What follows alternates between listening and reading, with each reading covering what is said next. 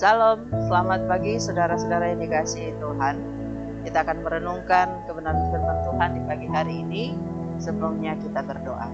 Kami bersyukur ya Bapa di hadapan-Mu di pagi hari ini, karena kami boleh bangun dalam keadaan sehat, dan kami akan merenungkan kebenaran-Mu. Berbicaralah bagi kami, karena kami siap mendengarkannya. Dalam nama Tuhan Yesus kami berdoa. Amin.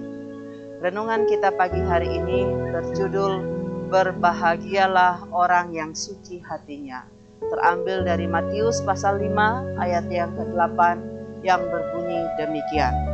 Berbahagialah orang yang suci hatinya, karena mereka akan melihat Allah. Dalamnya laut dapat diduga, dalamnya hati siapa yang tahu. Peribahasa ini mengandung arti bahwa betapa sulitnya untuk mengetahui, memahami isi hati seseorang. Apa yang terselubung di dalam hati seseorang, entah itu baik ataupun jahat, tidak akan dengan mudah diketahui apabila orang itu tidak berterus terang mengatakannya. Selain itu, hati manusia sangat rentan dengan berbagai peristiwa yang terjadi di sekelilingnya. Dengan hati, manusia bisa merasakan cinta, kasih, kegembiraan, dan sukacita. Tetapi dengan hati juga manusia bisa merasakan kemarahan, kebencian, kesakitan, kesesakan, dan penderitaan. Kerentanan hati manusia ini sangat disadari oleh penulis Amsal. Dalam Amsal pasalnya yang keempat ayat 23 dikatakan, jagalah hatimu dengan segala kewaspadaan, karena disitulah terpancar kehidupan. Hal ini menunjukkan bahwa hati manusia sangat rentan. Oleh karena itu, manusia harus menjaga hatinya secara terus-menerus dengan segala kewaspadaan.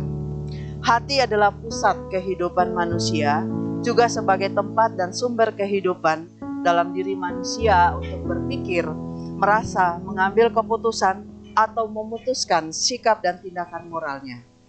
Bagi orang percaya, hati adalah tempat tinggal Roh Kudus yang akan memimpin, menuntun, menyatakan kesalahan, memberikan kekuatan dan penghiburan.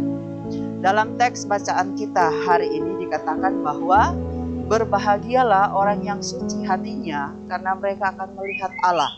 Hal ini berarti orang-orang yang suci hatinya adalah orang-orang yang berbahagia, orang-orang yang diberkati, orang-orang yang beruntung. Karena apa? Karena mereka akan melihat Allah. Melihat Allah yang dimaksudkan di sini adalah dapat bertemu dengan Allah, mengalami dan memahami siapa itu Allah.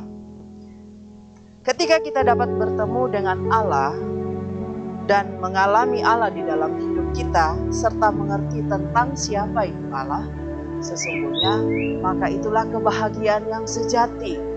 Itulah hidup yang penuh berkat. Itulah keberuntungan di dalam hidup kita. Namun yang harus diingat adalah hanya orang yang suci hatinya yang dapat melihat Allah. Lalu hati yang suci, yang bersih, yang murni, yang jernih ini kita dapatkan dari mana? Tidak ada cara lain selain melalui penebusan Yesus Kristus di atas kayu salib. Dalam Ibrani pasal 9 ayat ke-14 dikatakan, darah Kristus yang tidak bercacat menyucikan hati nurani kita dari perbuatan sia-sia, supaya kita dapat beribadah kepada Allah. Oleh karena itu, saudara-saudara yang dikasihi Tuhan, jalan satu-satunya untuk bisa melihat Allah, jalan satu-satunya untuk memiliki hati nurani yang bersih di hadapan Allah, tidak ada cara yang lain selain menerima Yesus Kristus sebagai Tuhan dan Juru Selamat di dalam kehidupan kita. Karena darahnya lah yang akan menyucikan hati kita dari semua hal yang cemar dan najis. Darahnya lah yang akan menguduskan kita. Selanjutnya, biarkanlah Roh Kudus yang tetap tinggal di dalam hati kita.